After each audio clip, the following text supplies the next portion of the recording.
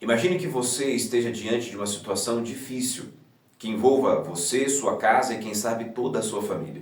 E diante de si seja colocado duas opções: esperar pela promessa e principalmente pela ação divina, ou então resolver a situação segundo a sua própria força, segundo a sua própria maneira. Esta foi a situação enfrentada por Moisés no Egito, enquanto ali esteve e teve a oportunidade ou o desprazer de ver o seu povo escravizado e em sofrimento. Este mesmo contexto é o contexto que vamos estudar na lição desta semana.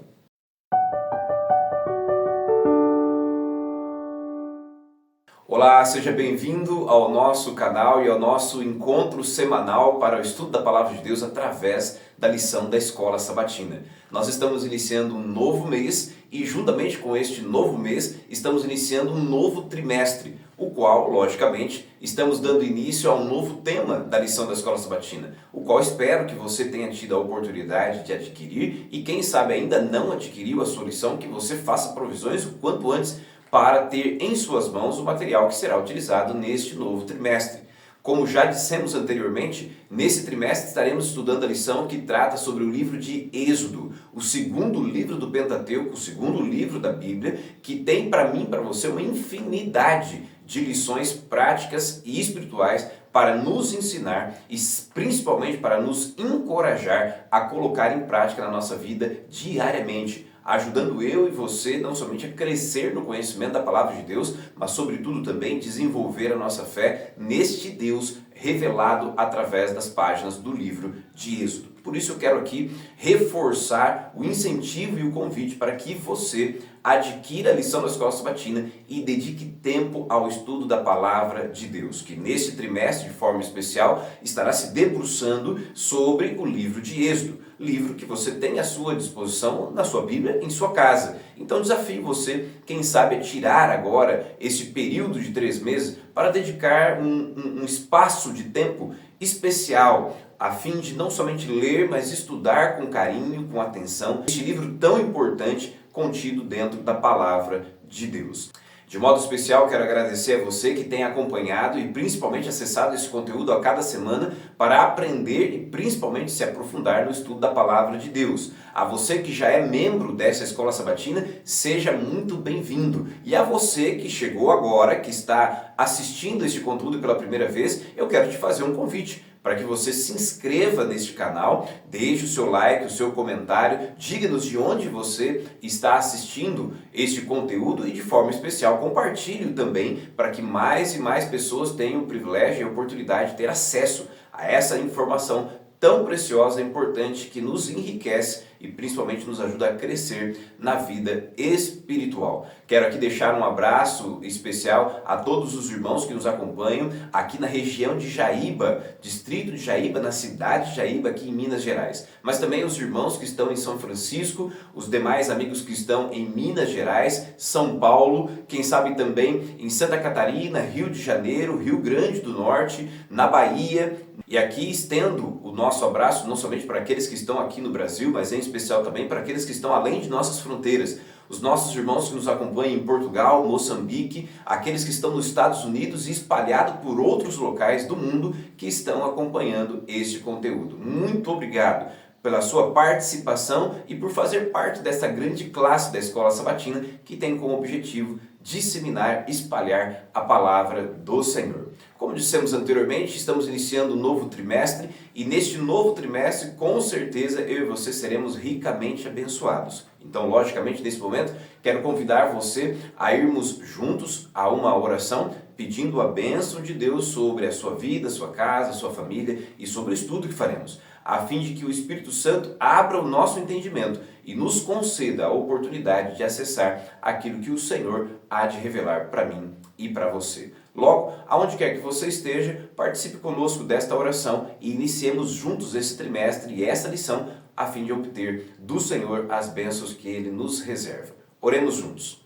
Maravilhoso Deus, muito obrigado pela oportunidade de estarmos mais uma vez aqui, reunidos nesta grande classe da Escola Sabatina, que tem como objetivo espalhar o ensino, a orientação e a instrução da Tua Palavra. Nesta oportunidade, queremos pedir do Senhor discernimento e sabedoria, não somente para entender aquilo que aqui será estudado, mas sobretudo também para tomarmos decisões de colocar em prática em nossa vida a Tua vontade. Concede a Tua bênção a todos aqueles que fazem parte desta grande classe da Escola Sabatina. Concede-nos também o Teu perdão e a Tua graça e nos abençoe. Nós oramos em nome de Jesus.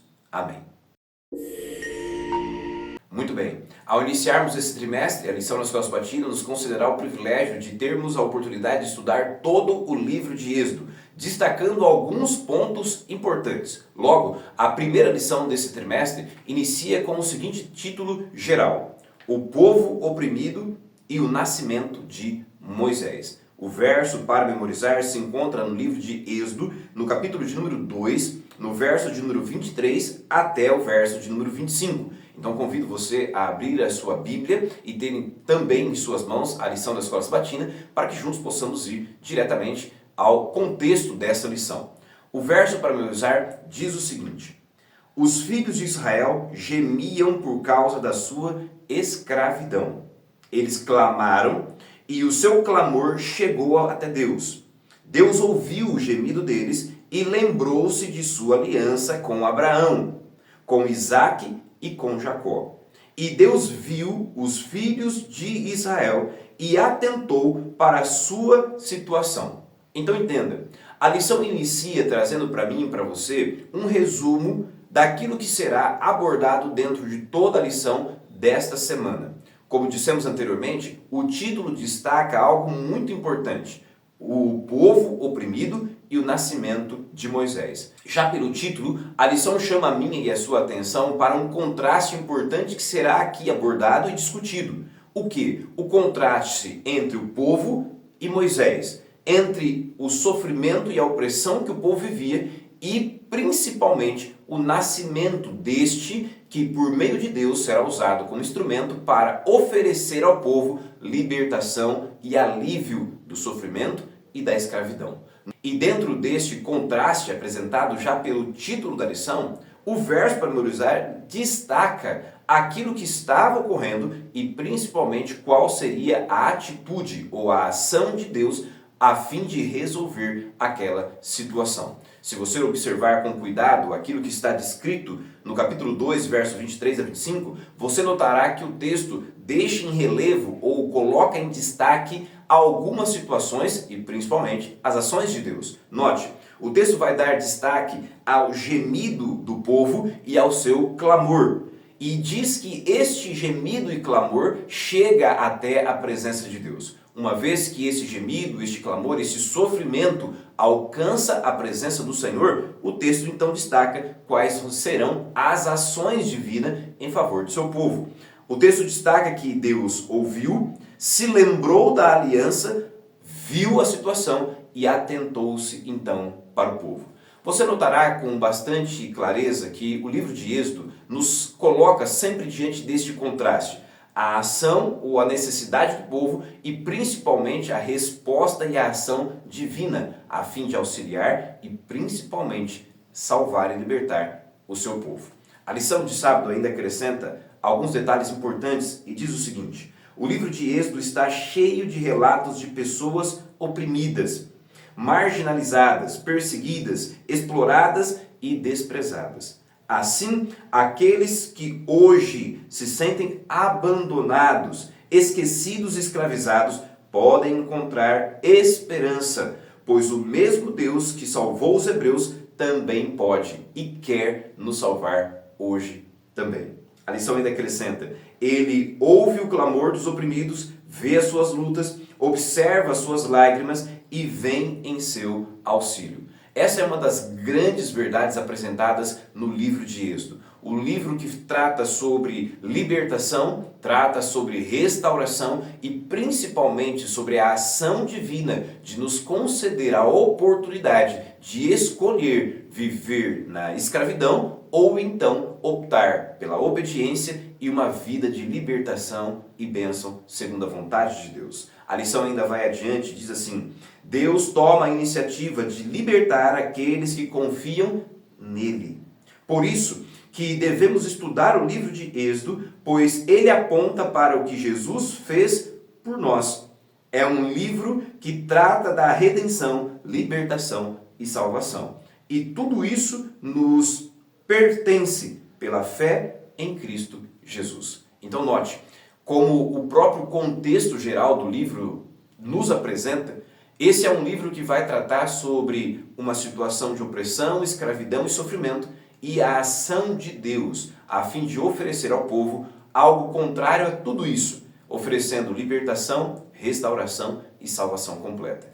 Assim como Deus agiu no passado, o texto bíblico nos dá a plena certeza de que o Senhor continua e continuará agindo a fim de oferecer liberdade a todo aquele que nele crê. A lição vai adiante e na parte de domingo vai destacar o seguinte tema: o povo de Deus no Egito. Observe o que a lição destaca. O livro de Êxodo é chamado em hebraico de Shemot, que significa nomes. Este título vem das primeiras palavras do livro. São estes os nomes dos filhos de Israel que entraram com Jacó no Egito. Êxodo capítulo 1, no verso de número 1.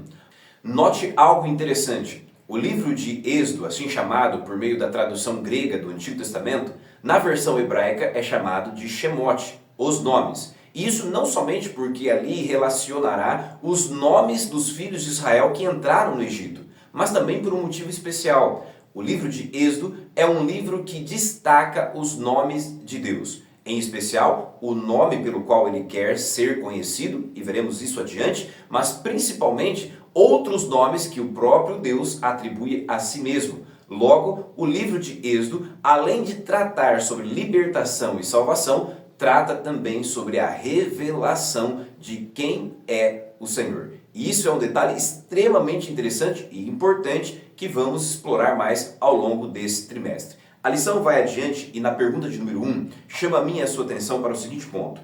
Leia Êxodo, capítulo 1, verso 1 a 7.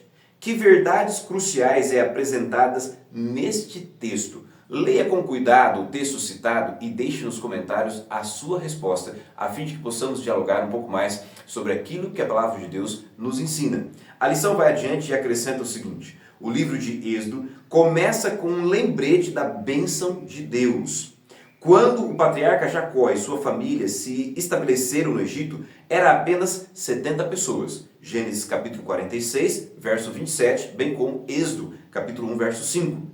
Mas os israelitas foram fecundos, aumentaram muito, se multiplicaram e se tornaram extremamente fortes, de maneira que a terra se encheu deles. Êxodo capítulo 1, verso 7, destaca esse importante detalhe. Note um ponto interessante dentro deste contexto.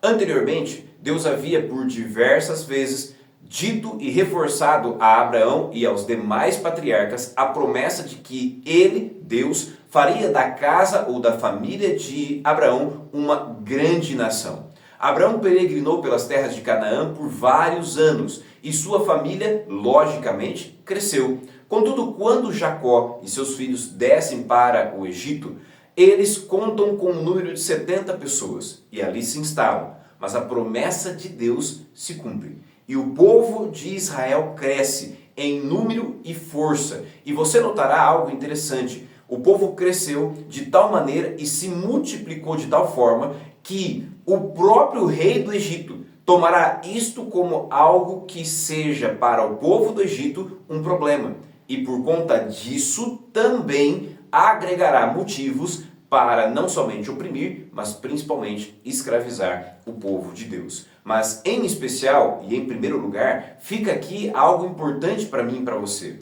Embora muitas vezes as promessas de Deus levem tempo para se cumprir, Deus sempre cumprirá as suas promessas. Assim foi no passado e assim também ocorreu com o povo de Israel e em especial com a família de Jacó, agora instalada no Egito. Naquele contexto, Deus fez com que a família de Israel fosse multiplicada, crescesse em grande maneira, não somente em número, mas também em força, deixando claro que Deus não se esqueceu da promessa, pelo contrário, não só se lembrou, mas principalmente a cumpriu naquele tempo. A lição ainda vai adiante e destaca o seguinte: a história destaca, paradoxalmente, que quanto mais os afligiam, o rei do Egito afligia o povo de Israel, tanto mais se multiplicavam e tanto mais se espalhavam no Egito, conforme Êxodo capítulo 1, verso 12. Não importa as intrigas humanas, Deus é soberano e salvará seu povo, mesmo que as circunstâncias pareçam desesperadoras da perspectiva humana. A lição de domingo termina deixando claro que Deus não somente tem poder, mas sobretudo é fiel em cumprir as suas promessas, assim como foi no passado com o povo de Israel no Egito, transformando aquela pequena família em uma multidão que não somente cresceu em número, mas também em força diante de Deus, a fim de cumprir a sua vontade e a sua promessa. A lição vai ainda adiante, na parte de segunda-feira, destaca o seguinte tema: o contexto histórico relacionado ao livro de Êxodo. E a lição vai destacar o seguinte: quando a família de Jacó chegou no Egito, depois de passar fome em Canaã, conforme Gênesis capítulo 46, o faraó foi amigável com os hebreus, por causa de José e de tudo o que ele havia feito pelos egípcios. Lembre-se que o contexto, a história inicial que leva-nos a compreender aquilo que está sendo relatado no livro de Êxodo, está logicamente no livro de Gênesis. Você toma como base os últimos capítulos do livro de Gênesis, a fim de ter o background necessário para compreender o que será agora apresentado no livro de Êxodo. E quando vamos a Gênesis, você se lembrará que houve um período de grande fome em Canaã. E preocupado com a manutenção e principalmente com a subsistência da sua casa e sua família, os filhos de Jacó descem ao Egito para adquirir alimento. Naquele contexto, você sabe, você conhece a história, José já era governador do Egito e havia feito provisões necessárias para manter não só o país, mas todos aqueles que viessem a depender dele. Neste contexto, a família de Jacó desce e se instala no Egito. E é neste contexto onde há provisão de alimento e principalmente onde José é o destaque como governador e administrador de toda aquela situação, que a família é bem recebida ali e de forma carinhosa, de forma organizada, são ali instalados, mas você sabe que o tempo passou. José morreu e sobe ao trono do Egito alguém que não o conhecia. E é neste contexto de desconhecimento de quem era José e principalmente de sua importância para o reino do Egito que todo o desdobramento de sofrimento, opressão e escravidão se dará dentro da história do povo de Deus. A lição vai adiante e acrescenta o seguinte: um dos estudiosos mais confiáveis, o êxodo ocorreu em março de 1450 antes de Cristo. Embora as datas exatas desses acontecimentos sejam debatidas pelos estudiosos, o mais importante de tudo é que, mesmo que o povo de Deus estivesse escravizado em terra estrangeira, ele, Deus, jamais os abandonou. Este, com certeza, é o ponto mais importante do contexto histórico inicial do livro de Êxodo. A certeza de que, embora o povo estivesse enfrentando dificuldades, situações complexas, Deus estava junto deles. Deus não havia se esquecido do seu povo, nem tampouco havia se esquecido de suas promessas. E ali estava junto deles, não somente para levá-los a um novo contexto, mas principalmente para oferecer a eles oportunidade de libertação e salvação. A lição vai adiante e apresenta-nos então na parte de terça-feira o seguinte tema: as parteiras hebreias. Observe os detalhes importantes relacionados a este contexto da lição dessa semana. A lição destaca o seguinte: os hebreus estavam desesperados. Contudo, no momento de angústia mais complexo, Deus veio para ajudar com sua mão poderosa. A lição ainda acrescenta: nenhum faraó é mencionado por nome no livro de Êxodo. Eles possuem apenas o título de faraó, que significa rei.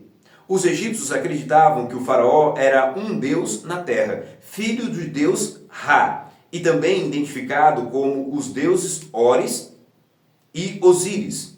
Ra era considerado o mais importante das divindades egípcias, o próprio deus Sol. Apesar de seu suposto poder, este Deus, entre aspas, não foi capaz de forçar as parteiras a ir contra suas convicções. Em contraste com o faraó sem nome, as duas parteiras têm os seus nomes mencionados no texto bíblico. Quando você vai ao contexto do capítulo 1, dos versos 10 a 15 em diante, você notará que por conta do povo de Israel ter crescido e se desenvolvido e ao mesmo tempo se fortalecido, isso se tornou uma ameaça para o rei egípcio.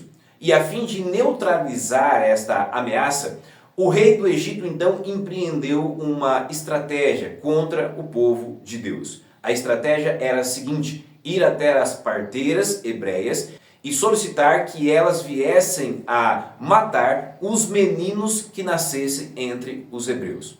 Elas, logicamente, não fizeram isso confiando e principalmente respeitando a vontade de Deus, se mantiveram firmes na fé e principalmente na obediência àquilo que Deus havia estabelecido.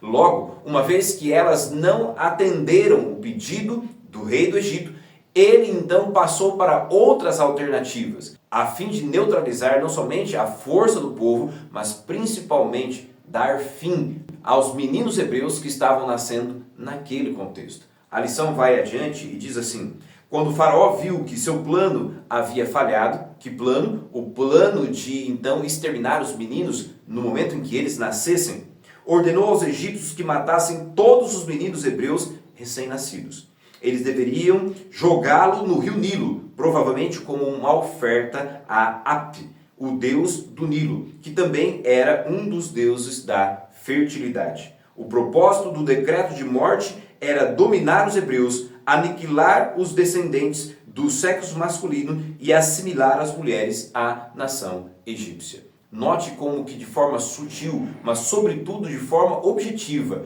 o inimigo de Deus se utilizou de estratégias como instrumento através do rei do Egito para então oprimir e perseguir o povo de Deus. Contudo, como você e eu bem percebemos até aqui, o Senhor Deus sempre esteve ao lado de seu povo e proveu meios para que o povo fosse poupado e principalmente libertado e salvo. E é dentro deste contexto de propósito de salvação que temos então a continuidade da história e de modo especial o nascimento de Moisés. A lição vai adiante e na parte de quarta-feira destaca o próprio nascimento de Moisés, destacando o seguinte: embora estivesse sob ameaça de morte, conforme está descrito em Êxodo capítulo 1, verso de número 22, Moisés era um bebê bonito. Êxodo capítulo 2, verso 2. Literalmente, um bebê bom.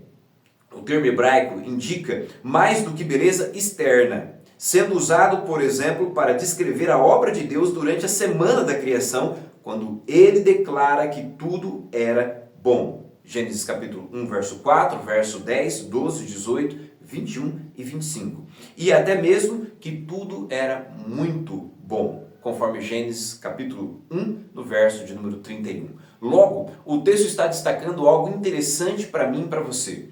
Ao mencionar que o bebê Moisés era um bebê bonito, traduzido como um bebê bom, o texto destaca para mim e para você não somente, como a própria lição apresentou, a beleza física de Moisés, mas o texto está destacando que Moisés era bom segundo a avaliação divina, pois o mesmo termo, como foi dito, é apresentado também na declaração avaliatória de Deus em relação à sua própria criação. Em outras palavras, era como se Deus estivesse dizendo que aquele bebê, Moisés, era não somente belo fisicamente, mas bom em sua avaliação, bom em sua classificação para uma obra especial. Em outras palavras, Moisés era adequado para aquilo que Deus estava pensando em empreender em favor do seu povo. A lição ainda vai adiante e destaca o seguinte: até então, a princesa egípcia adotou Moisés como seu filho. O nome dado a Moisés tem origem egípcia e significa filho de ou nascido de. No entanto, Moisés em hebraico é Moshe, que significa tirado ou puxado. Sua vida foi milagrosamente poupada quando foi ele então tirado do rio Nilo. Note algo interessante. Enquanto em egípcio o nome de Moisés tem uma relação e uma ligação direta com o rio Nilo, pois o nome significa filho de, em hebraico o nome de Moisés tem uma ligação direta com Deus, pois o nome tem relação com o fato dele ter sido tirado do rio Nilo. Enquanto em egípcio a ideia é que Moisés era filho do Nilo, em hebraico a ideia é que Moisés foi retirado do Nilo, ou puxado dele, a fim de não ter nenhuma relação com o Deus egípcio. E assim, de forma antecipada, apresenta para mim e para você um anúncio de enredo, porque assim como Moisés foi tirado de seu povo, de seu pai e de sua mãe e entregue à rainha egípcia, a princesa egípcia, Moisés também foi tirado das águas do Nilo. Assim como futuramente será tirado do próprio Egito, será tirado do deserto e levado de volta ao Egito para dali tirar o povo de Deus. Este é o Deus que não abandona o seu povo. E independente das circunstâncias e dificuldades, ele sempre está presente, a fim de proporcionar, mesmo em meio às dificuldades e sofrimento, meios para que o seu povo alcance a oportunidade, não somente de libertação, mas principalmente de graça e salvação. A lição vai adiante, na parte de quinta-feira destaca o seguinte tema: mudança de planos. E a pergunta de número 6 destaca o seguinte ponto. Leia Êxodo, capítulo de número 2, verso 11 a 25. Que fatos ocorridos rapidamente mudaram toda a direção da vida de Moisés? Que lição podemos aprender desta história? Leia o texto e deixe aqui nos comentários aquilo que você compreendeu e aprendeu desta citação. A lição vai adiante e diz assim: o que Moisés faria? Sucumbiria à atração do Egito e aos prazeres da corte, ou suportaria dificuldades com seu povo aflito? Os acontecimentos logo o forçaram a tomar uma decisão. Após o assassinato, Moisés não teve escolha, pelo menos no que diz respeito a permanecer no Egito. Assim, quaisquer que fossem os planos para ele ocupar o trono do Egito e se tornar um deus, entre aspas, esses planos foram rapidamente destruídos. Em vez de se tornar um falso deus, Moisés serviria ao único Deus verdadeiro. Lembra do que nós dissemos no início, na introdução? Moisés foi levado à corte egípcia, ali cresceu, se desenvolveu, foi instruído e preparado para se tornar o futuro rei do Egito. Contudo, Deus tinha planos diferentes para Moisés. O objetivo do Senhor era que ele fosse usado como instrumento, a fim de servir para libertar o seu próprio povo daquele contexto de escravidão e sofrimento. No entanto, o texto bíblico deixa claro que, embora Deus tivesse um plano, Moisés, diante da situação em que estava vivendo, pensou que seria mais provável ser bem-sucedido se aplicasse em prol ao seu povo a sua própria estratégia, o seu próprio plano, a sua própria forma de trazer solução àquele problema. Ao invés de esperar e principalmente crer na promessa e nos planos de Deus, Moisés tentou resolver a situação à sua própria maneira. Assim como muitas vezes acontece comigo e com você. Embora saibamos dos planos de Deus, embora saibamos que Ele está presente, embora saibamos que Ele vai agir em nosso favor, muitas vezes pela ansiedade e pela angústia, somos levados a tomar decisões de resolver as coisas pelas nossas próprias forças. E como aconteceu com Moisés, isso não dá certo. Na maioria das vezes, quando eu e você tentamos ajudar Deus, mais atrapalhamos e atrasamos a ação divina do que colaboramos para aquilo que o Senhor tem para empreender em meu e em seu favor. A lição ainda acrescenta algo extremamente importante. Moisés viveu 120 anos, conforme Deuteronômio capítulo 34, no verso 7. E sua vida pode ser dividida em 3 períodos de 40 anos cada um. Os primeiros 40 anos foram passados no Egito, muitos dele no palácio real. O segundo período de 40 anos foi vivido na casa de Jetro, em Midian, cuidando das ovelhas de seu sogro. São os últimos 40 anos, então, no entanto, que ocupam a maior parte dos primeiros 5 livros da Bíblia. Esse período inclui a história do chamado inicial de Israel para testemunhar a um mundo que estava mergulhado na idolatria, revelando a natureza e o caráter do verdadeiro Deus, conforme descrito em Deuteronômio capítulo 4, versos 6 a 8. Embora Moisés tenha colocado literalmente os pés pelas mãos e tentado ajudar Deus numa situação que não era a sua obrigação, Deus então, independente disso, proporcionou a Moisés a oportunidade de restauração, a oportunidade de mais uma vez colocar-se inteiramente nas mãos do Senhor e ser usado de forma correta por Ele para então oferecer libertação ao seu povo. Moisés viveu grande parte da sua vida, como já vimos, no Palácio Real, mas Deus o tirou dali e o levou ao deserto, para que ele pudesse ser preparado, burilado e principalmente pudesse ser chamado definitivamente por Deus para ser então usado como libertador. Depois desse período, Moisés então será novamente introduzido na história do Egito, mas agora não para fazer as coisas segundo a sua própria forma, segundo a sua própria maneira, mas sim ouvindo e obedecendo de forma submissa à vontade de Deus.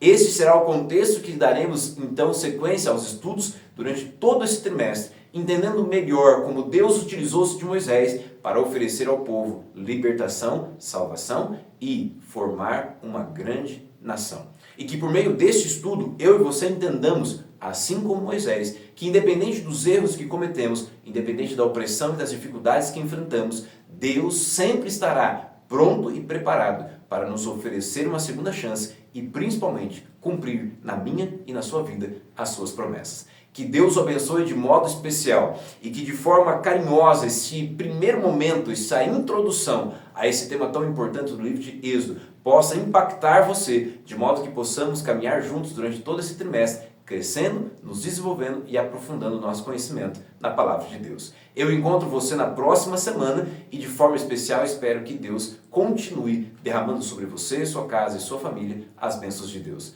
Que Deus o abençoe.